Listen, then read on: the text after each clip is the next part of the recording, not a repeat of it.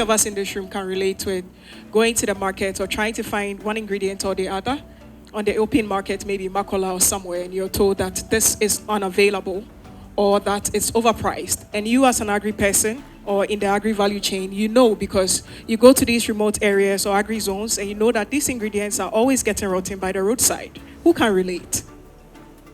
Oh, at least, please. 2 hands. Okay, thank you. Now, the main problem behind this is not even that food is going waste by the roadside. The main problem is that it is costing us $4 billion worth of post-harvest losses.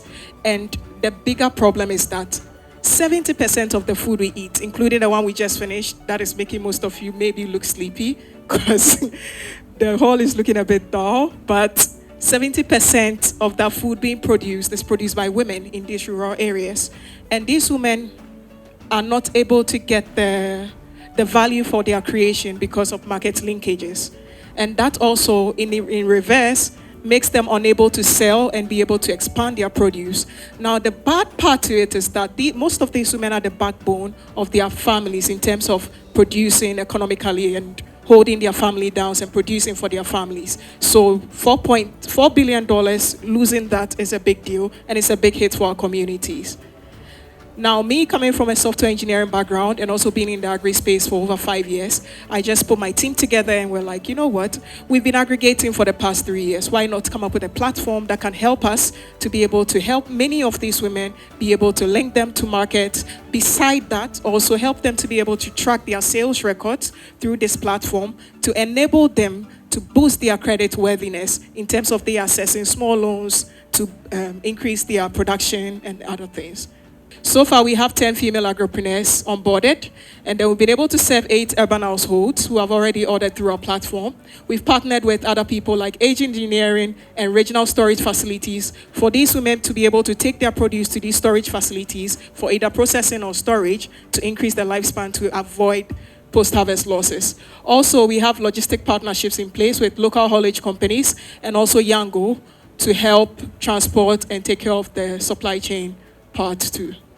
Our mission is very simple. We saw a gap and we're trying to bridge it. What is the gap? We see food going waste in the rural areas, and we see there is a scarcity problem on the other end in the urban places. So we built a platform to link these people, and beyond that also be able to pull out sales records for the women under our program to help them boost their credit worthiness. I know there are so many competitors in the market when it comes to e-commerce, but then we distinguish ourselves by prioritizing women and youth agribusinesses because 70% of the food we eat comes from these women growers.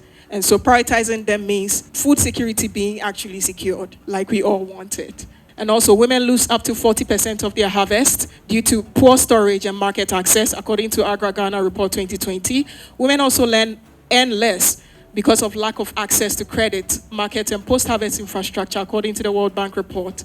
Now, why young people? Young people make up 60% of our total population. Last year, we were in this very room, over 200 young people gathered here in agribusiness. So many of them, when it came to the breakout session, 70% of that population were in the job part, because they were looking for ways to expand their earnings, even though they are agripreneurs. So we thought this platform would be a very forward-thinking one when it comes to positioning it, prioritizing these women and youth to be able to access market and boost their earning rate. What's our business model? We earn on commissions on transactions. We also earn on onboarding these agripreneurs. We also do institutional supply deals, and then we have AI services licensing. Now, we are software engineers. We build our AI models, and we've trained them. So these are not third-party apps that we're using. We actually build most of the things we use from scratch. There is the team, the major team of 3, myself, being an agri-consultant and software engineer with 5 years plus experience, and also Jeffrey, who is a software engineer himself in AI, and Renita, who is a seasoned supply chain manager and also into the fintech space. We already raised to build a platform $10,000 through grants from family and friends, and we're currently asking that you help us with $20,000 to help us scale, expand our platform, and also be able to expand to 2 African countries. We are targeting Kenya and South Africa for a start, and then improve our AI sales agents that we use to boost sales for these women, and also onboard 100 plus females, especially from the AGRA Value for Her program. Thank you as you join us on this journey.